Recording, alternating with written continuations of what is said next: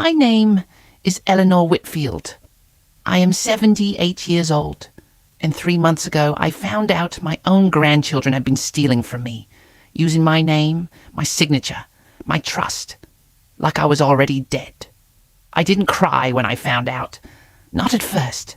I just sat there at my kitchen table with the bank statement in my hand, and I thought, isn't that something? Isn't that just something? You raise children. You raise their children. You give up your evenings, your savings, your Sunday afternoons. You drive 2 hours in a snowstorm because somebody's car broke down. You sit in waiting rooms during surgeries that weren't even yours, and one day you open an envelope, and you realize you were never the grandmother in this story. You were the bank. Stick with me. Because what I did next, it wasn't loud. It wasn't a screaming match at Thanksgiving dinner. It was quiet. It was patient. It took months, and by the time they figured out what I'd done, it was already too late for them to undo it. This is the story of how I changed my will, and how that one quiet decision tore my family apart, and then, in the strangest way, put it back together. Just not the way anyone expected. Not even me. I live in a small house on Maplewood Drive. Yellow shutters. A porch swing my husband Walter built with his own 2 hands back in 1987. He's been gone 11 years now, but I still oil the chains on that swing every spring because somebody has to. I raised 2 children in that house, my son Daniel and my daughter Renee. Between the 2 of them, I have 4 grandchildren, Madison and Tyler, Daniel's kids, Sophie, his youngest, and Caleb, Renee's son, who isn't so little anymore. He just turned 22 last month. For most of my life, I thought I had built a family that would hold together, even after I was gone. That's all you really want, isn't it? Not money. Just to know that when you close your eyes for the last time, the people you loved will still love each other. Remember that hope. Because by the end of this story, you're going to understand exactly how far away from it I ended up. It started small. It always starts small, doesn't it? It was a Tuesday in March. I'd just gotten back from getting my hair done when I went to check my mail. There was a letter from my bank, Sentinel Trust, but from a branch 2 towns over, somewhere I'd never stepped foot in. I opened it, standing right there at the mailbox. A notice confirming a new authorized signer had been added to one of my accounts. I hadn't added anybody. Here's the thing about getting older nobody warns you about. The world starts assuming things about you. They assume you're confused. They assume you forgot. So you start assuming it about yourself too. I told myself maybe Daniel set something up for emergencies. I told myself that, walking back up my own driveway, heart beating a little too fast for a woman my age. I wish I could tell you I was suspicious right away. I wasn't. I was hopeful. Isn't that the cruelest part? I was hopeful it was nothing. Every Sunday for 15 years, my family comes to my house for dinner. Pot roast, usually the same recipe my own mother taught me back in 1962. That Sunday, I watched them, really watched them for the first time in a long time. Funny how you can look at the same faces for years and somehow stop truly seeing them. Daniel, 51. Divorced twice. Always between jobs about to take off. He had that smile he gets when he wants something. The same one that worked on me when he was 8 and wanted ice cream before dinner. Madison, 26, scrolling her phone under the table like she thought I couldn't see the glow on her face. Tyler, 24, talking with his mouth full about some crypto thing, the fourth or fifth scheme I'd heard about over the years. I asked, casual as I could manage, passing the green beans. Daniel, honey, did you set up anything new on my account? I got a letter about a new signer.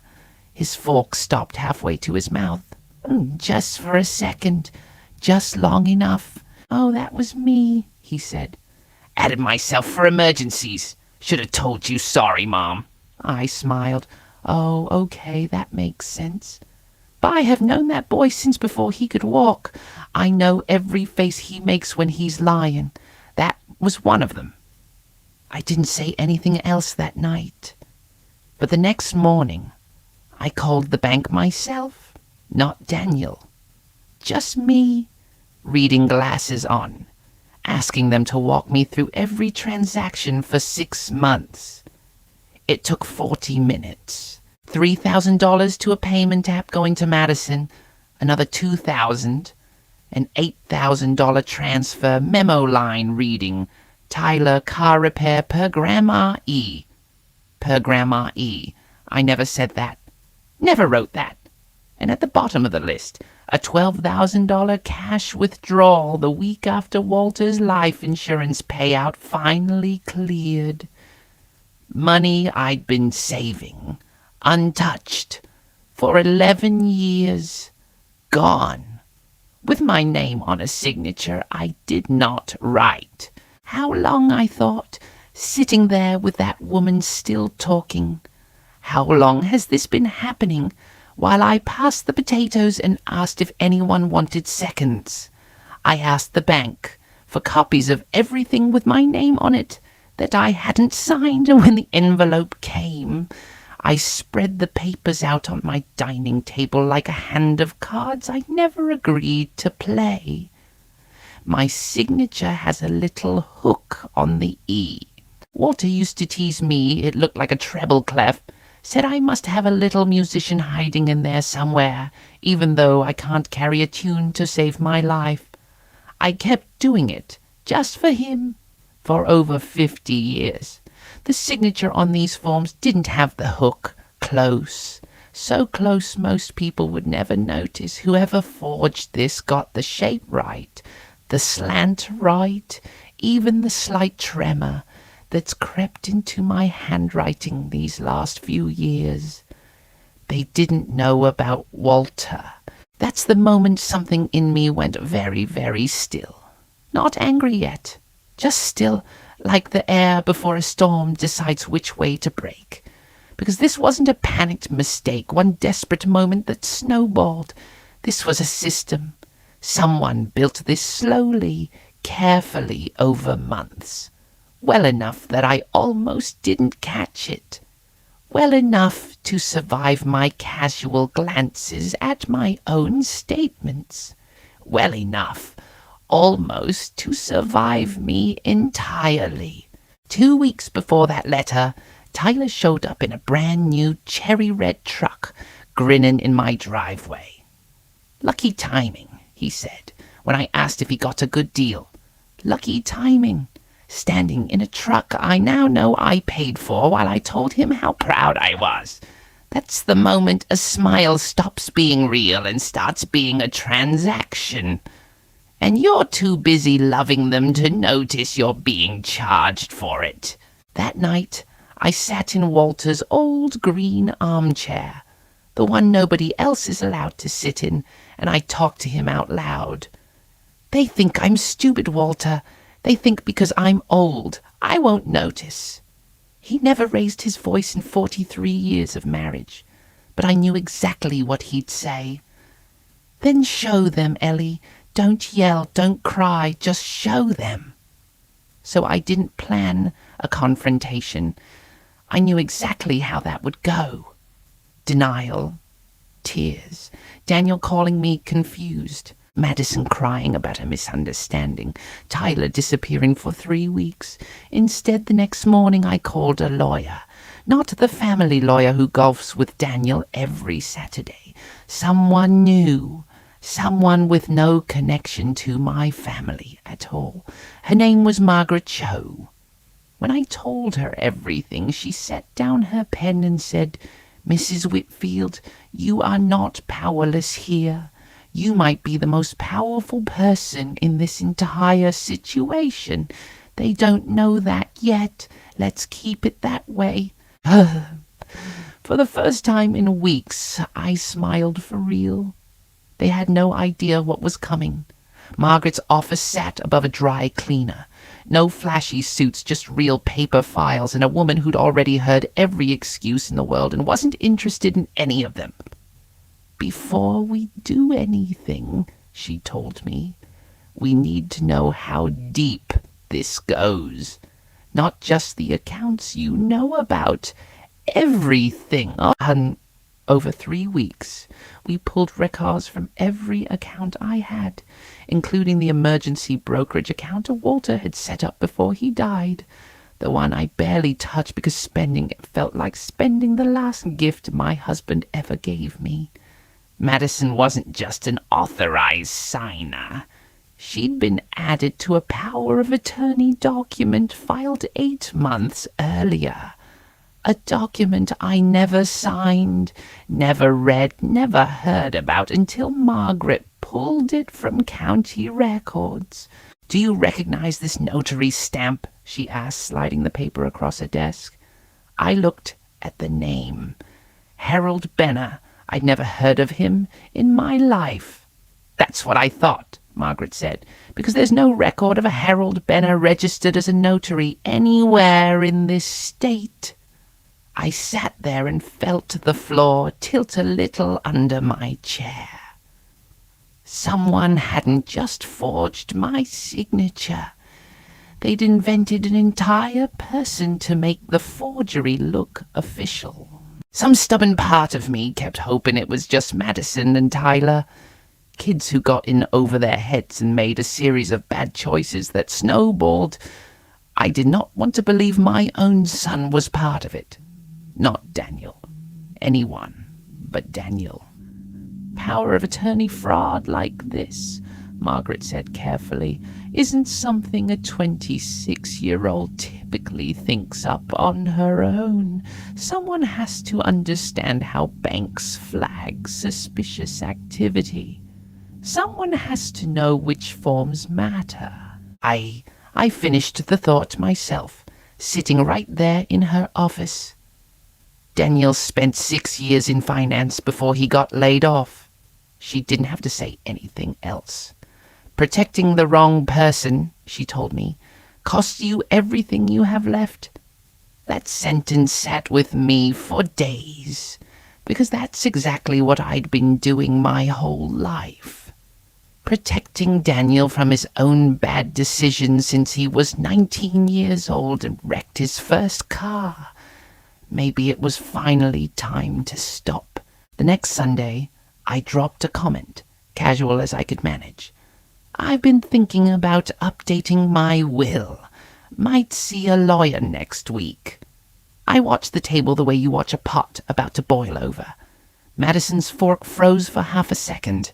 Tyler didn't even look up, but Daniel set his glass down too carefully.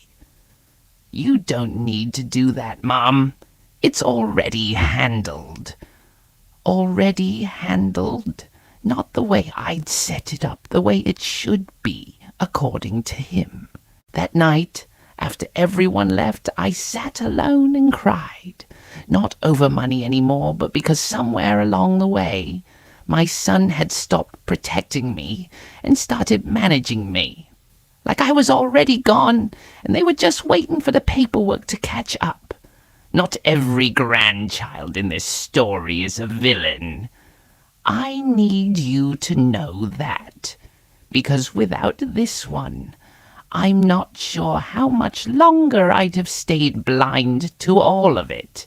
Caleb, Renee's son, works nights at a warehouse while finishing his degree online.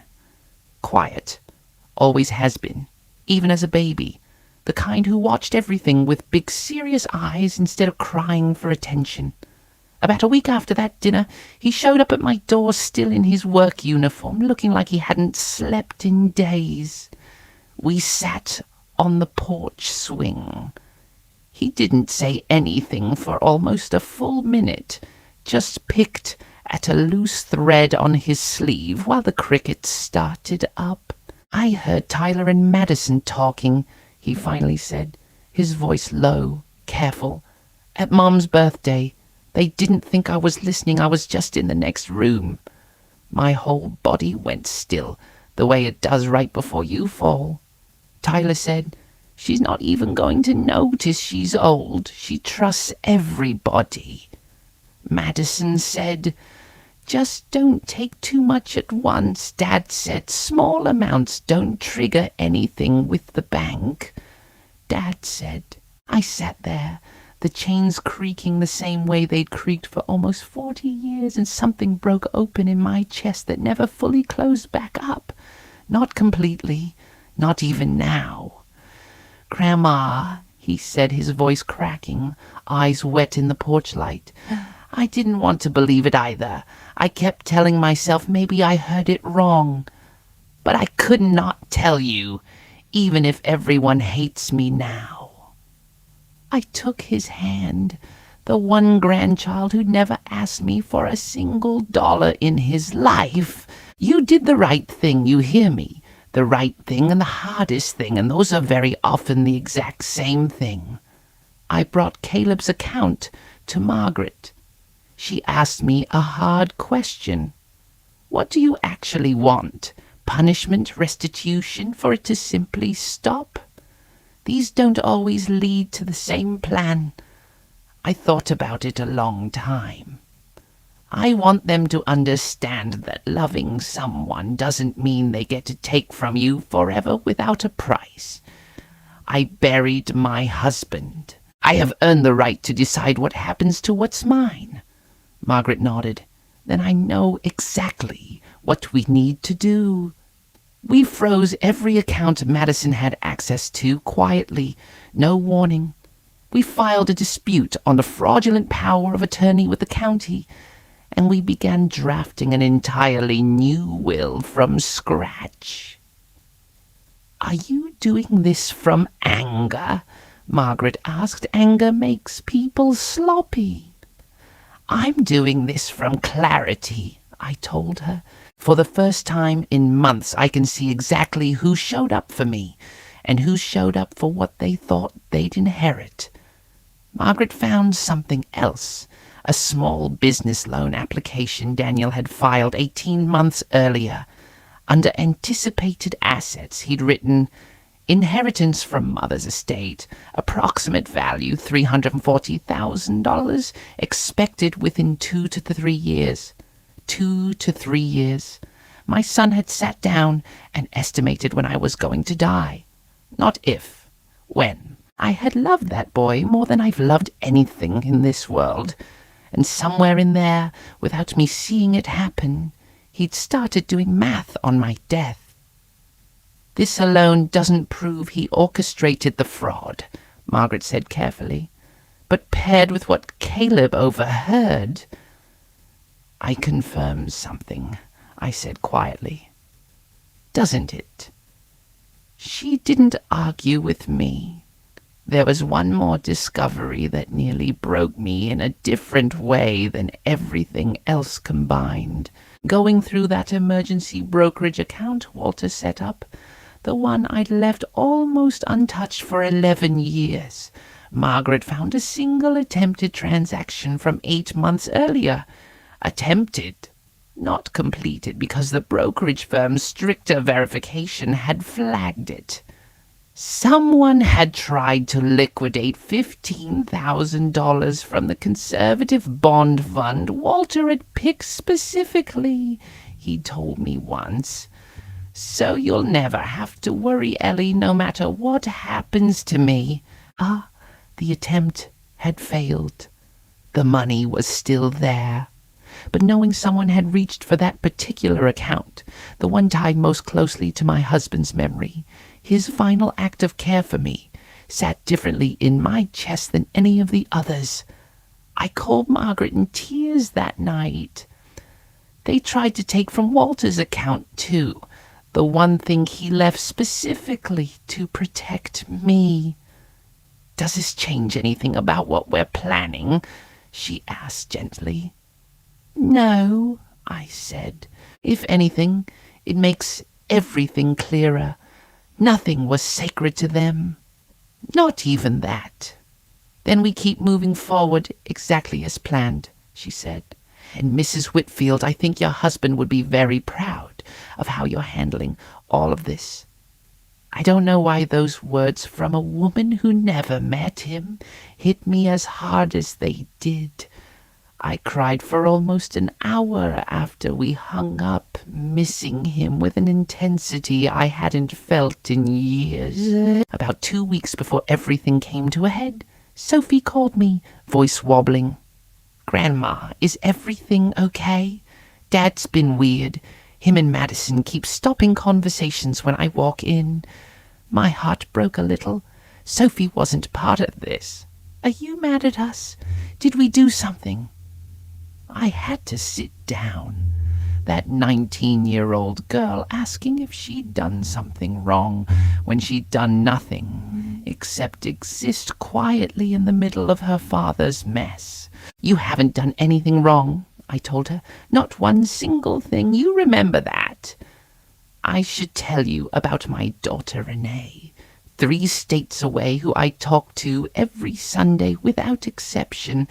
I hadn't told her anything yet at this point, partly because there wasn't much she could do from that far away, partly, if I'm honest, because Renee has always been protective of her brother in a way that complicated things. But that Sunday, during our regular call, she asked a question that nearly knocked the wind out of me. Mom, is everything okay? You sound heavier lately. Daniel mentioned you wanting to update your will. Is something going on with your health? My health is fine, I told her. There's just been some complications with financial matters. I'm working through them with a lawyer. Does this have something to do with Daniel? She asked, careful, like she'd already sensed more than I'd said. Why would you ask that? Because, Mom, I love my brother, but I've watched him my whole life make excuses for things that should never have needed excusing. I'm not stupid. If something's wrong and it involves money, it probably involves Daniel. I didn't confirm anything that day. But when Renee finally learned the full truth weeks later, she called me crying so hard I could barely understand her. Mom, I should have asked more questions sooner. I should have pushed harder when something felt wrong. I didn't have a good answer for that, because she was simply describing the same mistake I'd been making myself for 51 years, just from a different angle. The final piece came almost by accident. Records from Madison's payment app showed 40% of everything stolen had been transferred onward to Daniel. He wasn't just covering for them, I said slowly. He was running it. Madison and Tyler executed the transfers, Margaret said. But the structure, the fraud, the timing designed to avoid detection, that takes someone who understands how banks flag suspicious activity. There it was. My son hadn't just allowed this. He built it, used his own children as the hands moving the money, and somewhere in his mind he had a number, a timeline, a calculated guess about how many years he had left before that anticipated inheritance became real. The night before I signed the new will, I sat on the porch swing under the stars. I don't know if I'm doing the right thing, I said out loud to nobody, to him. But I found the same stillness I'd found weeks before. This wasn't about revenge. It was about refusing. After 78 years years to be the last person in my own life to know the truth about the people closest to me. Tomorrow, I would sign a document that would change everything. Nobody at that Sunday table had any idea it was coming. I signed the new will on a Thursday, with 2 witnesses who'd never met my family. Margaret insisted on it. No connections, nothing anyone could twist later. The pen felt heavier than I expected. Signing that will felt like setting down something I'd carried for 51 years and picking up something that was just mine. What you just did, Margaret told me, took more courage than 90% of my clients ever find. I didn't feel courageous. I felt tired, but underneath that tired, something felt like standing up straight after years of carrying a weight you didn't know you'd gotten used to. That same week, Margaret filed a police report. I want to be clear, I wasn't doing this to destroy my grandchildren's lives. I was doing it because consequences are sometimes the only language that teaches a lesson love alone never could. Detective Alvarez read through everything and told me, most victims never report this. They're too ashamed or too scared of losing their families completely. What you're doing matters more than you think. 3 weeks later, Daniel called while I was in the garden. Mom, Detective Alvarez just called me. What is going on? I think you already know, Daniel. He scrambled. Madison panicked into debt. Tyler's truck was a mistake. They were going to pay it back. I know about the loan application, I said. The one where you estimated I had 2 to 3 years left to live. Silence. The loudest silence of my life. I'm not angry, Daniel, I said, and by then it was true. I'm just done being someone you do math about. I hung up and went back to my weeds. They came together, all but Caleb and Renee, who I'd asked to stay away that day. Daniel did the talking the way he always does. Mom, we can explain this without police, without lawyers, without all of this dramatic. Sit down, Daniel. He sat. They all sat. And for the first time in this entire ordeal, I stood, while my family sat, my hands folded calmly in front of me. And let me tell you, after months of feeling like the smallest person in every room I walked into, that single moment felt like finally exhaling after holding my breath for half a year. I know about the fake notary stamp. I know about the transfers, 14 months of them, every dollar accounted for. I know about the truck, Tyler. Lucky timing, you called it, standing right there in my driveway. His face went white. And Daniel, I know 40% of everything stolen ended up in your account. Not Madison's, not Tyler's, yours. Madison cried immediately, the kind that comes from being caught more than from being sorry. Tyler stared at the floor, jaw working silently. Daniel looked at me with something close to desperate calculation, like a man trying to figure out, in real time, which lie might still possibly work. Mom, I can explain the money. That was Madison and Tyler paying me back for things I'd covered over the years. It wasn't some scheme. It was just family helping family. Stop. I said it quietly, but something in my voice made even Sophie flinch. I spent 51 years listening to your explanations, Daniel. Every single one, from the wrecked car to both divorces to every failed business you've ever started. I am done listening. I am only interested now in what happens next. At one point, during the worst of it, I found myself glancing at Walter's green armchair, sitting empty in the corner the way it always does, the way nobody in this family has sat in it since he passed.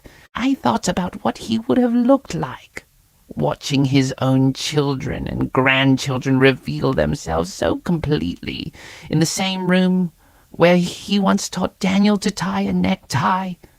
He never raised his voice in 43 years of marriage, but I think watching this, watching his own grandchildren forge his wife's signature, might have been the one thing in this world capable of finally breaking that stubborn, patient faith he had in people. Maybe it's strange, but in that moment I felt almost grateful he wasn't alive to see it. Sophie broke first, in the way only an innocent person can, her voice shaking as she looked around the room like she was seeing her own family for the first time. "Wait. You all knew this whole time and nobody told me? I've been sitting at every dinner laughing, passing the rolls, while you all knew this was happening." Nobody answered. That silence answered for them more completely than any words could. "Grandma," Sophie said, turning to me, tears streaming, "I didn't know. I swear to you I didn't know any of this." "I know, sweetheart," I told her, my voice gentler now. "I've known that from the very beginning. That's why you're here, so you'd hear the truth from me directly."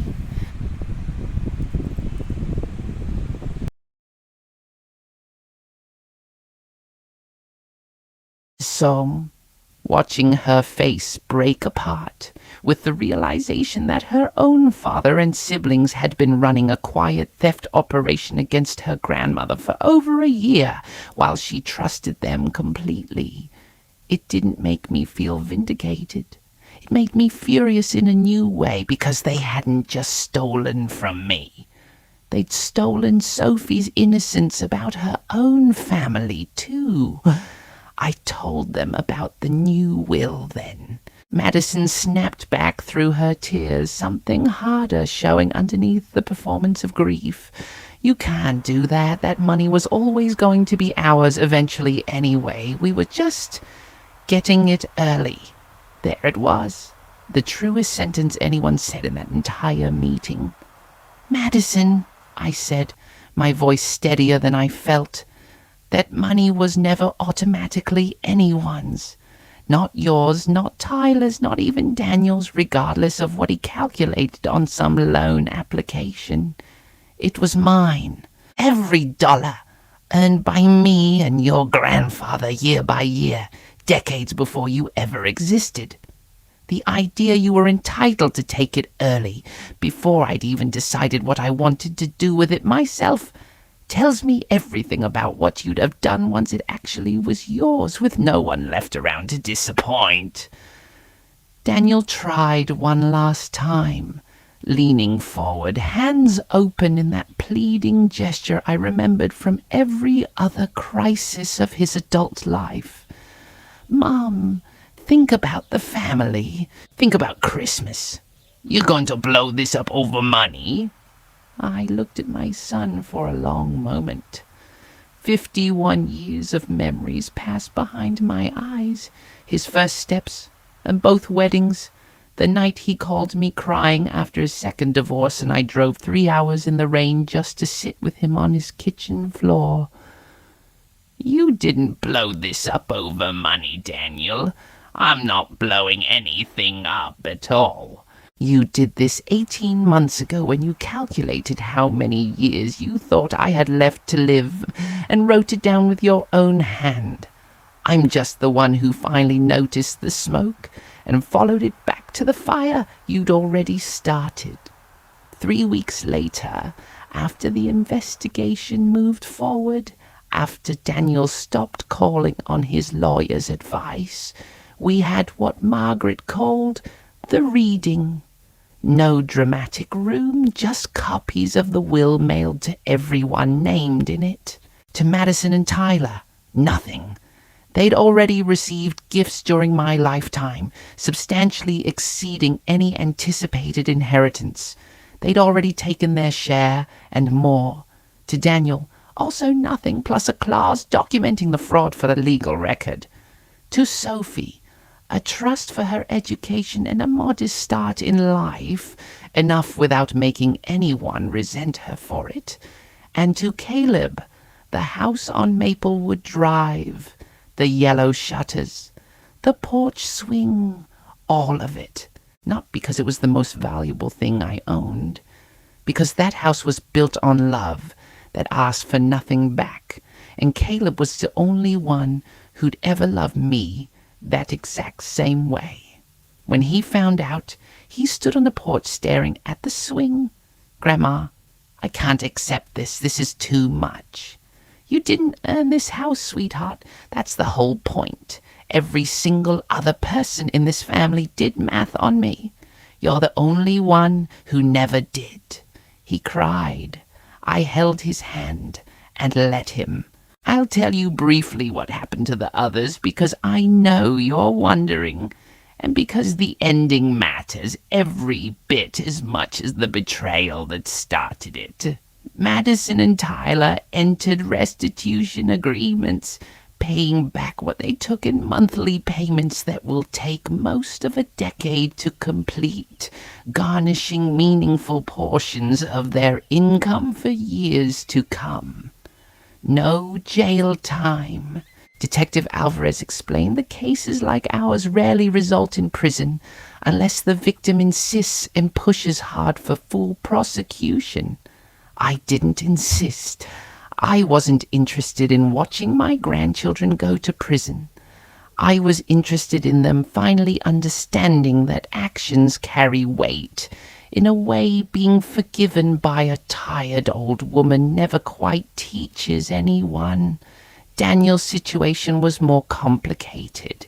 Given his role, designing the scheme itself rather than just executing it, some of it is still ongoing, and I'll keep those specifics private. What I'll tell you is this. My son and I have not spoken since that meeting. Not once. Not a call. Not a card. At Christmas. The first Christmas in 51 years I haven't heard his voice on that particular day. That's sad. It is sad in a deep, permanent way I don't think will ever stop aching. The way an old injury aches when the weather changes. I lost my son that year. In every way except biology. In every way that actually matters between a parent and child. I think about him more than I let myself admit out loud, even to Margaret, even to Caleb, even sometimes to myself in the quiet hours before sleep. But Margaret told me something near the end that I've held on to every day since, turning it over like a smooth stone in my pocket whenever the grief threatens to overwhelm the clarity I worked so hard to find. Mrs. Whitfield, the saddest thing in the world isn't losing someone who hurt you. The saddest thing is staying so long that you lose yourself trying to keep them. It's been a little over a year now.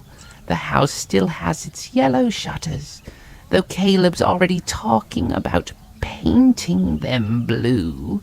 Says it'll look nicer against the brick, which I told him is just fine by me. It was never really about the color.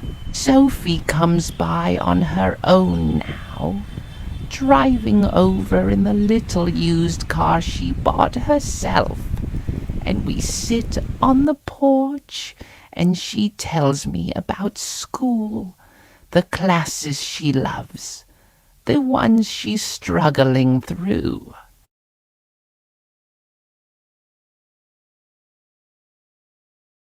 Sometimes, carefully, almost testing whether the question is even allowed, she asks about her father, and I tell her the truth, that I don't know how he's doing, haven't heard a single word, and that some days that's a peaceful kind of not knowing, and other days it isn't peaceful at all. Some days it sits in my chest like a stone I can't quite set down.